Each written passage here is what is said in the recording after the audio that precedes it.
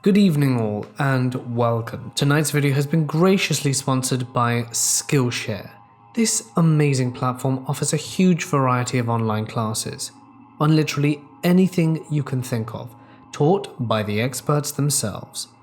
And with many of us now being stuck at home a hell of a lot more, it might be time to brush up on your existing skills or learn something entirely new. Be productive, make the most of your time like me. I've been learning Tai Chi from the Aquarius Academy, and I think I'm really starting to get somewhere now. If anyone else is interested, I highly recommend them. There are so many classes you can do, so go nuts and learn everything you possibly can. The first 1,000 people who click the link in my description will get a free trial of Skillshare Premium, so hurry up because this won't last longer than a few days. But for now, it's time to get comfortable and let the darkness take control. Every year, my family has this huge family reunion with hundreds of people that go to the same campground. One of the things that some of us do is a ghost walk. There's a dirt access/logging road that goes out of the campground and up into the mountains, and even though it's kind of against the rules, we walk up it as a group until we're sufficiently creeped out. Sometimes if we're feeling up to it, we make the 1 to 2 miles away from the campground up the pitch black hills. We have a no flashlight rule to help preserve our night vision and add to the creepiness, which comes into play later. This year, the group of about 10 to 15 people had left without me and my stepson, who was 15 at the time, so we decided we were going to sneak up on them and see how close we could get without being noticed. We tailed them for over an hour on the walk, and we're definitely well over a mile if not 2 from the campground, sometimes getting within 20 feet of them, as my goal was to sneak right up and grab one of the people in the back, but that didn't happen. Sometimes they'd get super jumpy, and we'd wait for a bit for them to walk ahead. One of these times we were hiding just off the woods, just off the side of the road, and we both saw a dark outline of someone and a dime light about 5 to 10 feet away. It looked like someone had a small flashlight and was holding their hand over the beam to try and keep hidden. I was mad that someone had broken the no flashlight rule and figured they knew we had been following them and left an uncle behind to catch us. I whispered, "Don't say anything, we're trying to scare them." And whoever was there whispered back, "Okay." That was it. They didn't say anything else, just stood there waiting for us in the dark for what must have been 30 seconds to a minute before we took off after them. We never got close enough to scare them and heard them turning back around, so we hid in the woods and stalked them on our way back, scared them right outside the campground.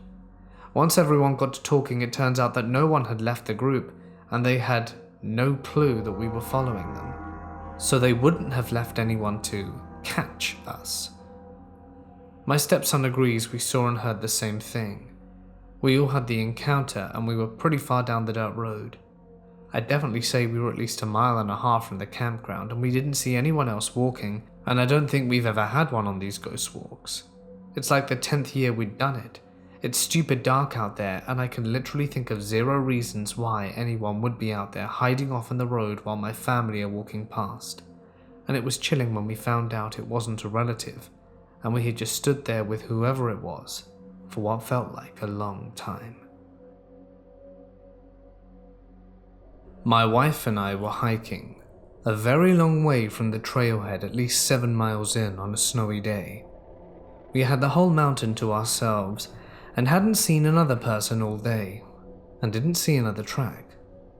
Near the top of a hill we walk into a grove of cedars, when this guy comes out of nowhere from behind a tree, like super deliberately heads right for us, hand in pockets, breathing heavily, and shifting his eyes from left to right, as if hoping no one else would see what he was about to do. As he comes up to us, he went to pull his hand out of his pocket quickly, and whatever he was pulling got caught. He tried several more times and it wouldn't come out. Then he started to stand there and make small talk, so we noped out of there. I'm positive he was trying to pull a gun, and feel like we might have been his first failed attempt. I was hiking a section of the North Umpqua Trail, the northern part of southern Oregon, a few years back, with my sister-in-law. It's about a 72-mile trail broken into sections that can be easily hiked in a day. At the time, I lived about midway up the trail, fairly remote in a small community. It was mid-fall this one day when we set out. The trail was running along the south side of the North Umpqua River and was pretty up and down in the beginning. We made it to a fairly flat section that was running just above the river. There was this beautiful view of the river through the trees, so we stopped to take some pictures and have a water break. I immediately felt extremely uncomfortable, like someone was watching us. I slowly turned my head to look behind us across the trail and up a very small incline. Through the trees I could see a small meadow. Across the meadow, maybe 15 yards from us, was a tent, an old canvas-style tent. As I'm looking, I notice bones strung from the trees all around the meadow, like creepy death wind chimes. My stomach just clenched and dropped. I leaned into my sister-in-law and whispered, "Don't turn around. Don't look behind us. Just continue walking and run when I tell you." We were close enough to the river that nobody, not right behind us, could have heard this. She did exactly as I told her to do, setting off at the brisk walk we'd been at before. We got maybe 10 yards and I could hear footsteps through the forest floor coming from behind and slightly above us. That part of the forest is very dense. There is a thick moss cover under the trees, so footsteps on it make a very specific sound. I leaned forwards and told her to pick up speed. She did. I did. And so did whoever was behind us. I leaned forward again and told her to run as fast as she could and not stop until I told her to. For two middle-aged women, both slightly overweight, we ran like the damn wind. I just kept telling her to go. I could see ahead of us that the trail made an incline and veered to the right along the river and around a cliff. I knew at that point that whoever it was going to have to come down on the trail or stop. We kept running. We probably ran at least a mile after that, even though we could no longer hear anyone behind or above us. That section of the trail was about 9 miles, and we were not halfway when this happened. We eventually slowed down, but just hurried as fast as we could the rest of the way. We had arranged for her younger brother, not my ex, to pick us up. So we made our way out to 138 and started walking east towards home, knowing he'd find us. He did, and was shocked at our story. We got home and immediately called our local sheriff, who lived just above us at the ranger station. He came to the house and heard our story, and explained it might be a day or two before they could get into the trail, as they had a missing hunter at the time they were searching for. So a few days go by and he shows up at our house to let me know that we were not crazy or imagining things and someone really did chase us. I ask what they found and who it was, and he looks down at the ground and looks up and said, "I'm not going to tell you what we found or who it was, because if I do, you'll never hike anywhere again. What we found was not normal and will not happen again here." He then instructed me to never ever hike unarmed again. I never found out what they found out or who it was. I never hiked that section of the trail again, and it completely burnt last year. I also never hiked unarmed again. That was huge for me, as I was not a gun person. I've had many incidents living up there in a national forest with wild animals and other strange things, but nothing has ever scared me as much as that day. Me and a group of 20 others were hiking in a 2-person side-to-side line through thick woods at around 1 a.m. We managed to find a muddy road which we continued to walk over for miles before going back into the woods. While walking on the muddy road, I held a conversation with one of my friends that was to the right of me. After a while of talking, I noticed that my group was further ahead of me than before, so I picked up the pace. As I got closer, I noticed something odd. The friend I was talking to was already with the rest of my group. I asked him, how did he get back so quick? And he turned and looked at me and said, I was wondering where you were. You disappeared for a good 5 minutes." Let's just say I didn't feel right after hearing those words. I know for a fact I was speaking to him earlier, and if not him, then someone exactly with all the same gear. Luckily nothing happened after that, but I was pretty shook for the rest of the hiking night. This all happened in Poland when I was a teenager as part of what I call a survivalist camp. This was when I was 13. I made this discovery with my cousin. We would often venture back behind my house into the woods. I knew my way around it, my neighbors knew their way around it, and so forth. There were little foot trails worked into the ground from both active deer running through and us walking there every other day. We normally would only go and relax by a special tree next to a nice little stream we found, but ended up walking a bit further along the deer path. I remember it being a few months since the last time I'd been back there, but along this path I'd walked dozens of times before, I saw a red and white beer cooler, like the ones you'd take camping off to the side. Now mind you, this was a very rural community, pretty much everyone hunted deer and or owned guns. I decided to check this cooler out, being a cautious teen, and I kid you not, it was full of blood. Not just like all dumped in there, but dozens of Ziploc bags of blood. It scared the bloody hell out of me and we left immediately. Being young, I was scared and didn't tell adults, as I wrote it off as being deer blood. I went back a few months after with a different cousin of mine, as my family hosted lots of summer camping/grills, and the cooler was still in the exact same way I left it, opened and showing all of its contents. It reeked to ungodly levels at this point, as you might imagine, being in mid-Michigan summer heat constantly. I don't know why, but my young brain thought it would be a good idea to dump it all out and stab the bags open, as I carried a little knife with me to make me look cool. I haven't been back since, but have the feeling the cooler will still be there. I don't think that there were any missing people ever reported in my hometown, and I sometimes think back about it, and I just wonder, who the hell put that cooler there? I was backpacking in the Smoky Mountains with several guys. The guy at the front of us on the trail suddenly stopped. There was a rattlesnake in the middle of the path.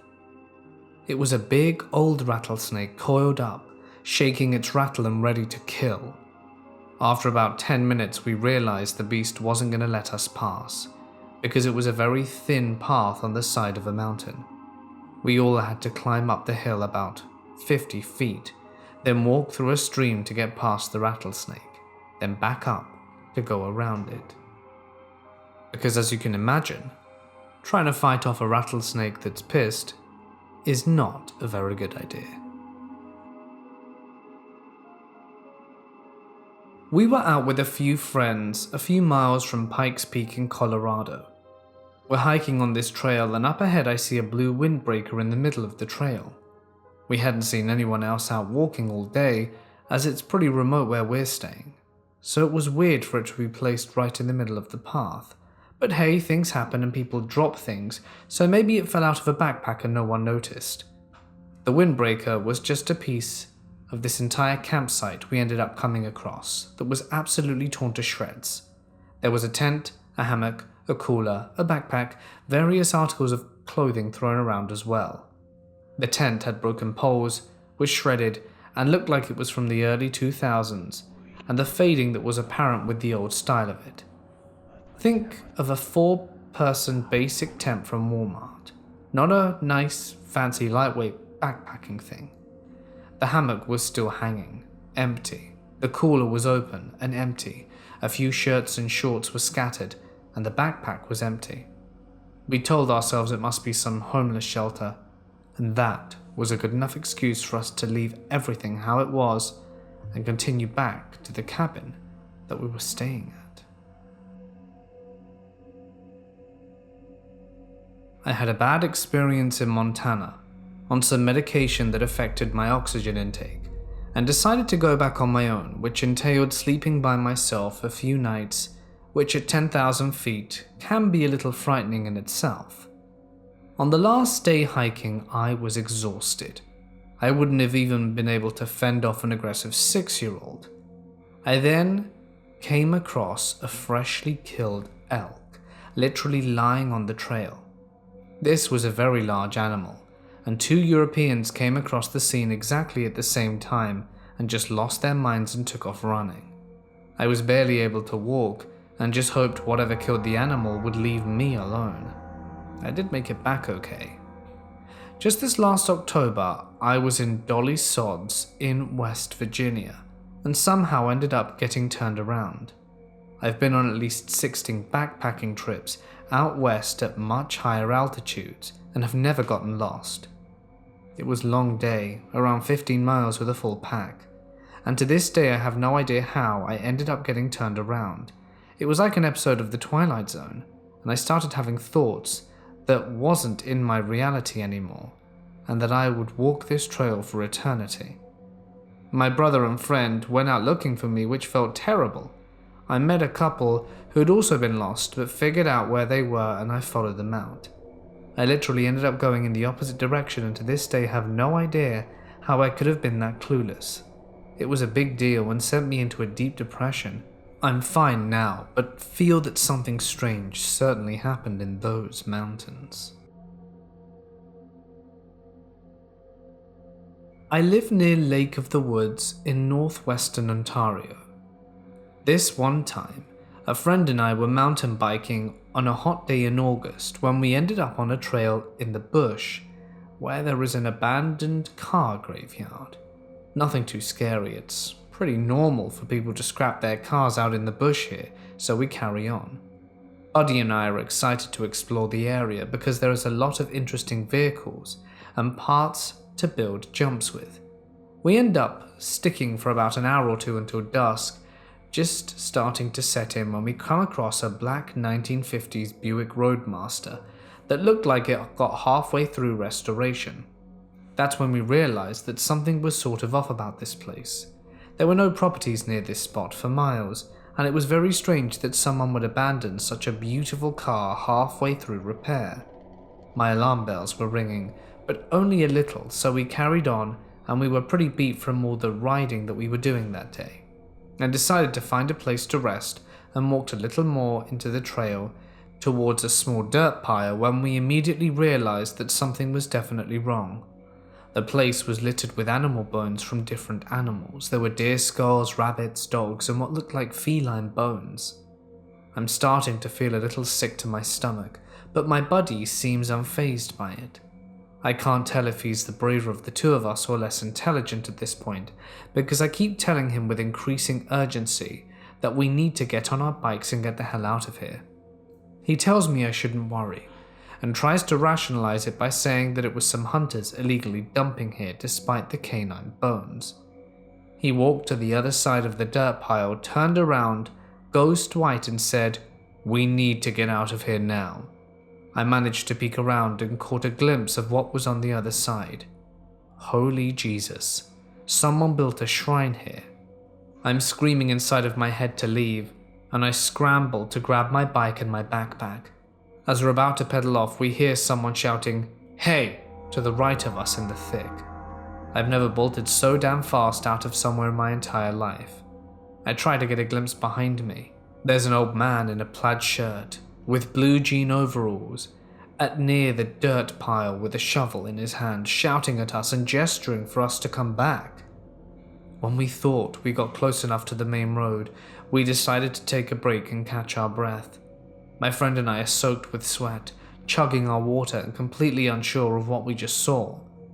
We sat on the road for about 5 minutes, relieved that nothing became of it, and talked about what it might have been.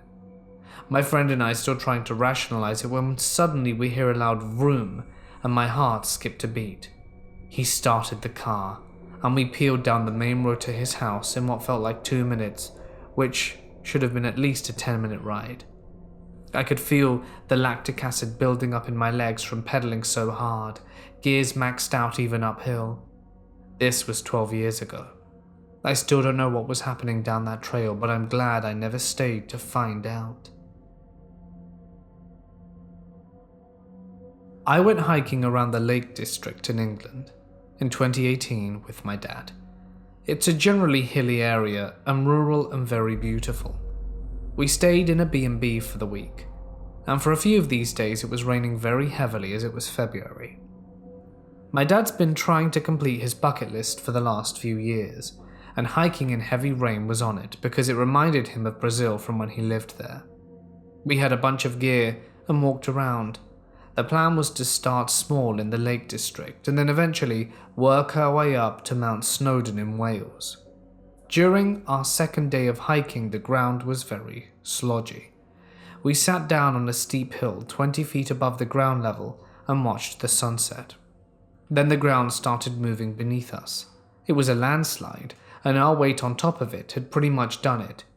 I slid down 15 feet of mud, sprained my ankle badly, and my dad reached out to grab me and slid down with me. I had managed to dig my feet into the mud and stopped myself. I was pretty much at the bottom by the time I stopped, and the ground was very much level there. I was covered in about 1.5 feet of dirt and was muddy from head to toe. It took about 20 minutes to get me out safely, and we had the air ambulance come and grab me because I was afraid I'd broken my leg. That was the closest near-death experience I've come to, and the scariest moment I've ever had while hiking out in the woods. I was helping run a 99 planter in Trinity County near the Pines, and my girlfriend came out to visit. We had a day off and decided to hike down a well-known ATV trail. Well, we mess up at some point and literally end up walking into the barrel of an AK-47. The dude was just there, all of a sudden in the bush. He knew we were coming. He was a tiny little dude and spoke no English.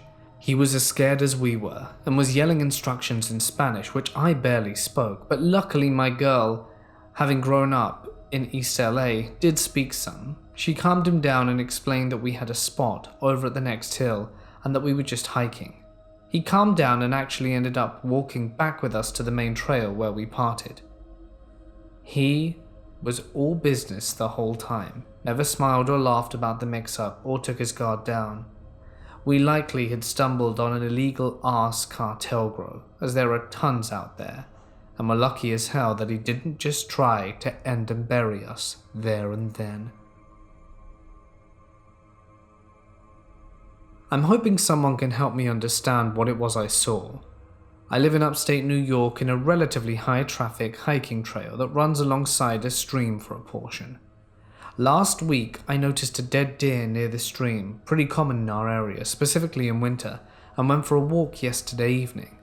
I passed where the deer was and saw something that had been really messing with me since. Something was crouched over the dead deer.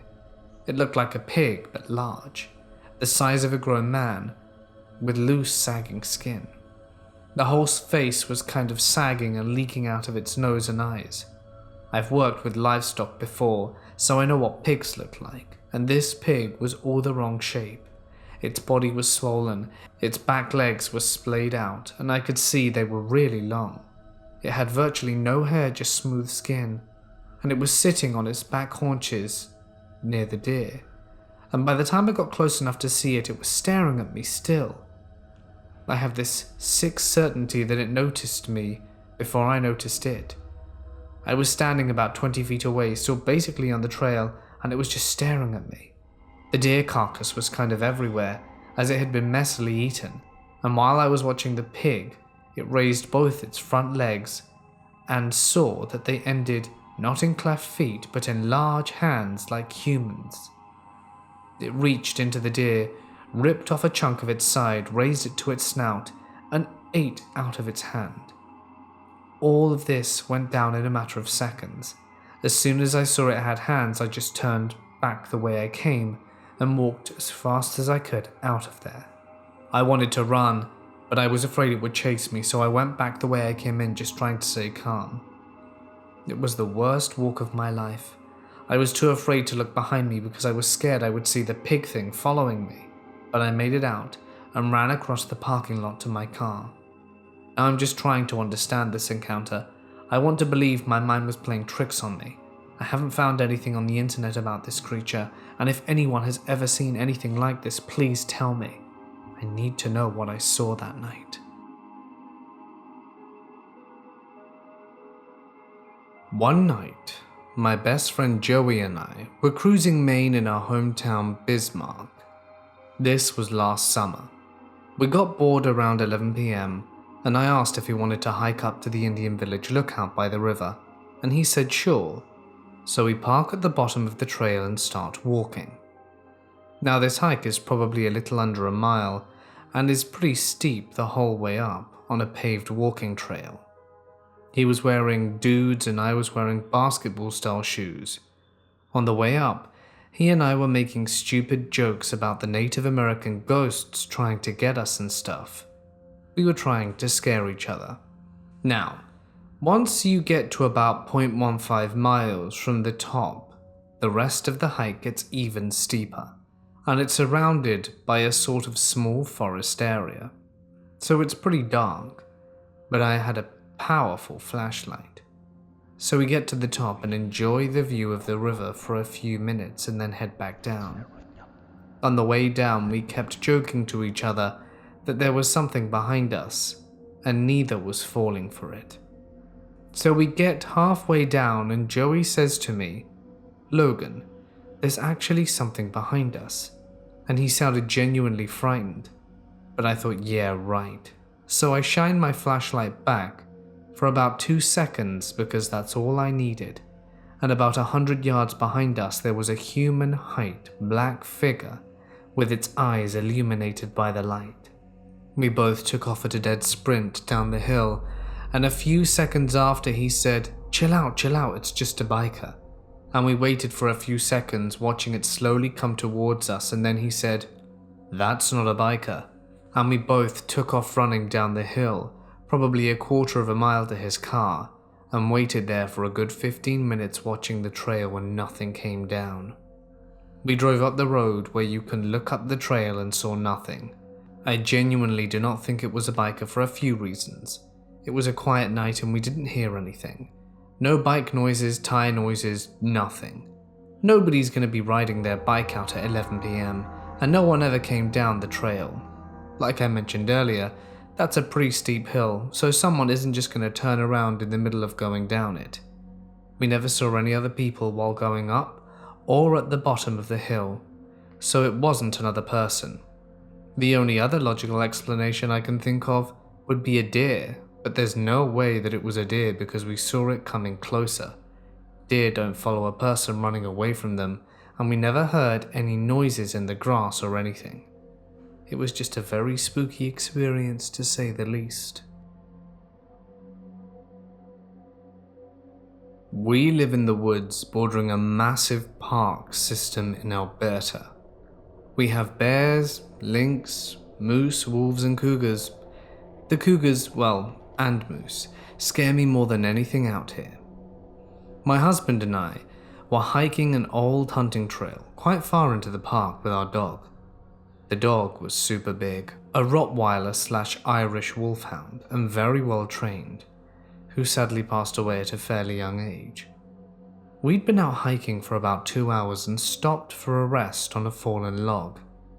We'd been sitting for a few minutes when suddenly the dog sits up, and stares intently into the dense brush bordering the path. After a minute, he jumps up and starts growling intensely, hackles up, standing between us and the brush. We don't see a thing, but we know there are cougars in the area, and not much else is so quiet and hidden out there. So we pack up and start hiking back.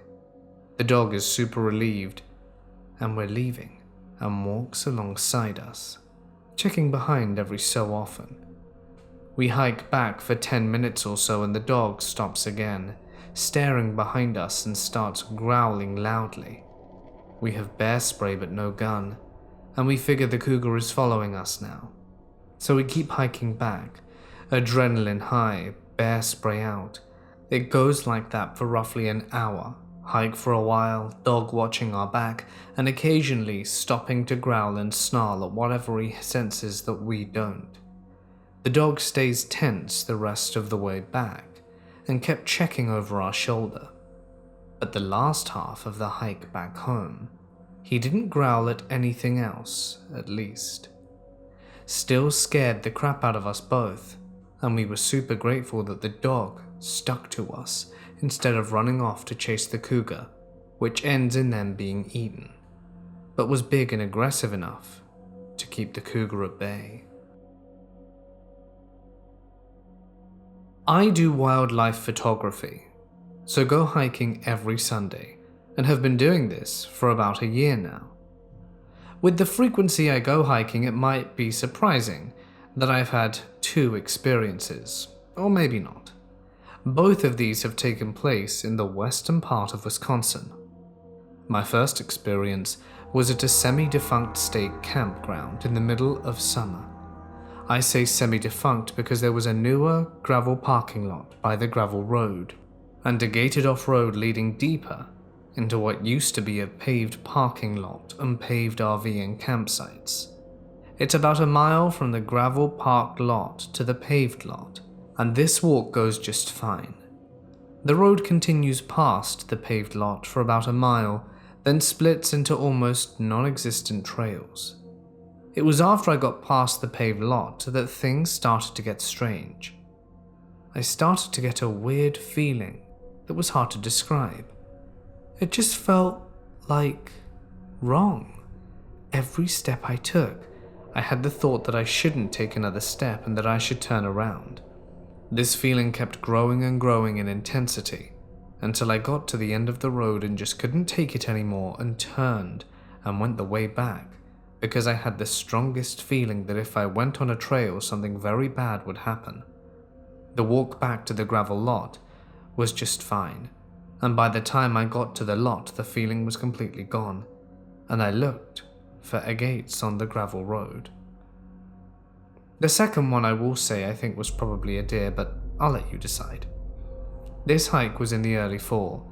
I went off trail down a gully and followed a small creek. All in all, it was a good hike until I rounded a bend and saw a cave. My initial thought was to go check it out. Then that nagging feeling was like, no, something bad is in there. I was admittedly thinking more along the lines of a homeless person. As soon as I turned away, I had the same being watched feeling so many people describe, and I had to just get out of there. So I backtracked my steps and was about 2 miles into the hike when the feeling suddenly got much stronger. Eyes darting all over the place, I was literally almost walking sideways on the trail, and then all of a sudden there was a huge crash behind me. I didn't see anything before or after the crash. This is where I think it might have been a deer, but I didn't see anything. The feeling intensified all the way until I got into my car and locked the doors. It got better as I collected myself in the car. I don't know how to explain these. Could just be an overactive fight or flight response, but they stick out to me from all my other experiences, and I can't help but think of them. Let me know what you think. My wife and I enjoy hiking, camping, and just being out in nature. We aren't experts or even heavy hobbyists by any stretch of the imagination, but it's something we like to do a few times a year. About 3.5 years ago, we decided to go on a spontaneous overnight trip in the forest we live near. We know the trails well, and it's pretty popular, so we didn't do much planning. Just figured we'd go and find a nice spot and enjoy some time alone. We drove the trails, parked, and began our hike. A little over a mile or so in, we discovered a minor trail leading away from the main one. We decided to head that way and explore some, eventually taking a deer trail down to the lake. We went around a few coves and eventually found a nice lakeside spot to set up. So at this point, after a slew of bad decisions, we're set up. Everything is great until the next morning when we pack up and head the way we came. I guess we got mixed up and went up the wrong hill because after an hour we realized we were totally lost. No trails, no landmarks, nothing. We went the way we thought would take us back to the trails for 7 hours. No food, ran out of water, and we're basically screwed. Fast forward a bit and we finally hit level ground, so take a rest. A few minutes in, however, I look up and out of the corner of my eye I see someone pass behind a tree and disappear. Now, It was probably my mind messing with me, considering the circumstances, but regardless, it spooked the carp out of me. Enough so that I grabbed my wife's hand and led her in the opposite direction. Within a few minutes, we're suddenly on the trail that we hadn't noticed before, heading us to a graveyard that marks the end of the main trail. A couple of miles later, we reached the car and went home. Now, chances are it wasn't paranormal, but something about how it all ended up working out, and the fact that we stumbled across the trail leading to the graveyard had always stuck with me. Not the scariest encounter, I'm sure, but an interesting experience, to say the least. Me and my now ex-girlfriend used to go to local parks late at night. We'd just walk the trails and talk about whatever was on our minds. We lived in a small town, had 3 parks in the area almost completely to ourselves late at night. The cops never bothered us, and no one else in the area thought of going to the park at midnight. It was around 1 a.m. one night that we used to frequent.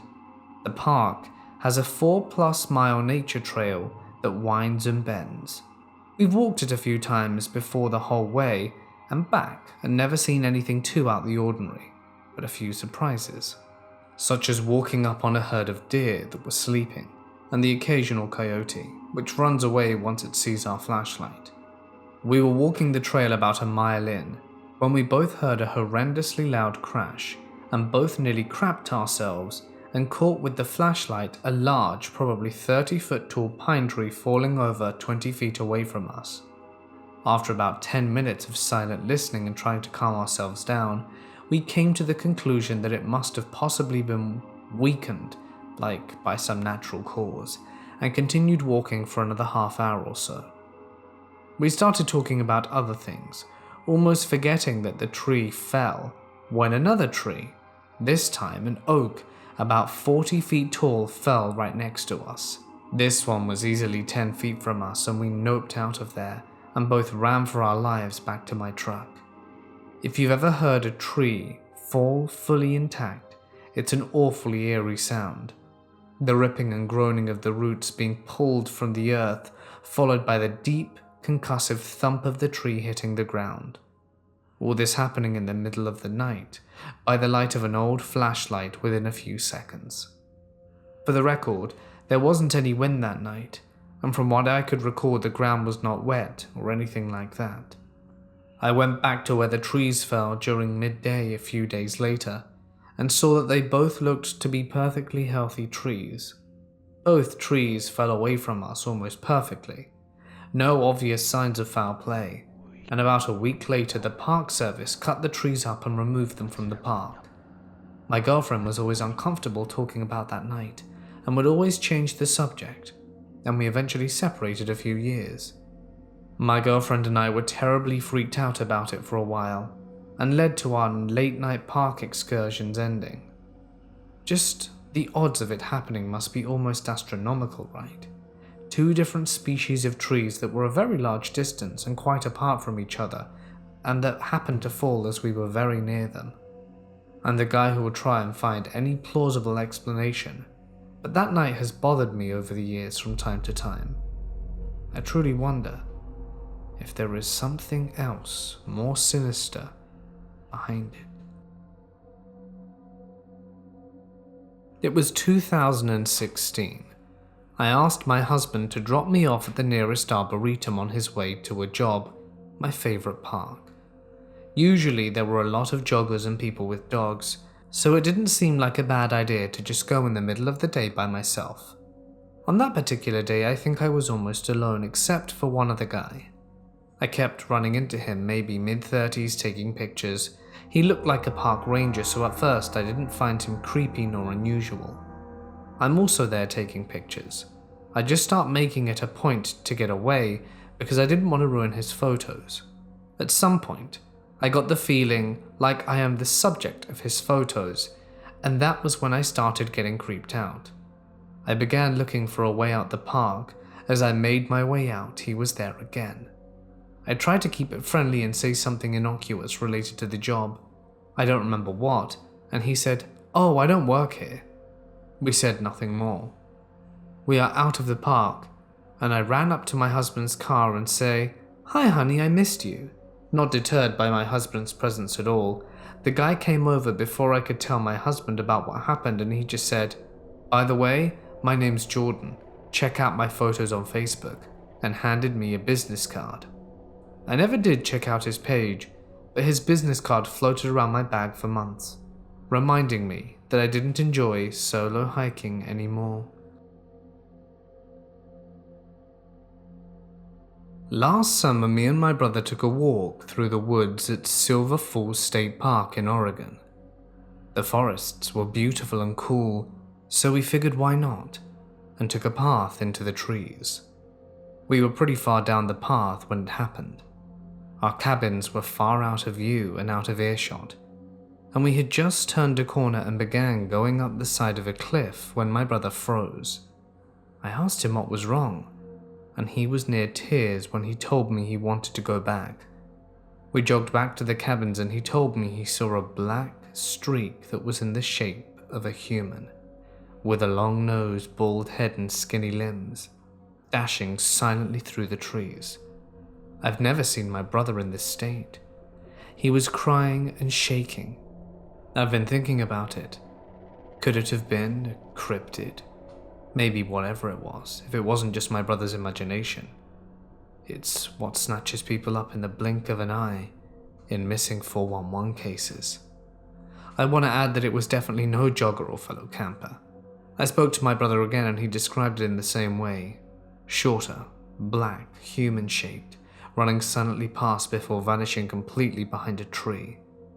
We ventured back to the spot a little later and saw nothing. My sister and one of her friends were descending a local mountain in Romania. The weather was crap, to say the least, and it was switched between raining and snowing on very slippery paths. As we were struggling with our gear, trying not to fall, deciphering what was ahead, measuring our every step, this silhouette from behind us kept closing in. There's this guy in shorts with a huge backpack. The usual hello, but nothing out of the ordinary. He kept going ahead of us and eventually disappeared. Fast forward about 2 hours and this guy comes back from the mist, but on a path somehow parallel to ours about 40 to 50 meters further, and vanishes on his way to the top. We started to wonder about him. The shorts, the pack, the fact that he went ahead of us from behind, and the fact that he came back and went to the top again in that weather. We couldn't engage in a chat or anything because of the distance between us, so we started thinking the worst. He's following us. He's planning something. What's with the shorts? Why doesn't he have some proper pants? Surely in that huge pack he must have a pair of long ones, etc. I kid you not, but fast forward another 3-4 hours and this guy is on the last few kilometers of the path right behind us. The girl's sister and her friend froze, and they were already frozen from the weather, but this is on another level. I, being the only man there, felt the need to finally confront him. I always thought that in these situations it's best to be cool about it, and at least act like you have the higher ground. So I salute him and try to defuse the situation, asking him if he forgot his wallet on the summit. He laughs and tells us he's actually the maintenance guy from the cabins on the top. So at the top they had a vacuum cleaner Hoover, and it broke down and this guy ordered a new engine for it. And it arrives the day before we started descending, and he figured he's picking it up the next day, the same day we descend. The engine arrives at the bottom cabin, and whoever orders it must, by its own means, carry it to the top. It's actually a path that takes 6 to 7 hours on clear weather. Blizzard and or rain adds another 2. This guy made it at least 3 times in that day, with an engine in his pack in shorts. All in all, a very nice guy and obviously fit, like Yeti fit. We all agreed we need a healthier lifestyle.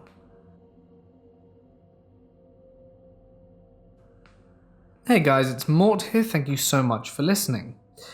Have you ever come home and thought, man, my house needs a spring clean? Well, that's how I feel. Not only about my house, but about my channel. I think it's time to shake things up. I know you guys enjoy what I do, but I think that I can certainly improve on some stuff. I looked at my channel earlier and thought, damn, it's been looking the same forever. Maybe I really need to spend some time doing something to improve the quality or, I don't know, improve something. I think it can be better. Anyway, I'd love some feedback on this. You guys are the ones who watch it. What do you think I can and should improve on? Please give me your thoughts, feedbacks, everything. I really would love to know. Preferably by email too. You can find it in the description. So yeah, all thoughts are valid. There are no stupid questions. And feel free to just hit me up. I really, really, really would appreciate it. What do you think Mort can do better? Anyway, think about it. As always, a huge thank you to my members and patrons whose names can be seen on screen. You guys are amazing, you help me out a lot, and I am infinitely grateful for everything you guys do. So thanks, guys. I'm going to leave this here though. So for now, stay awesome, and I'll see you in the next one.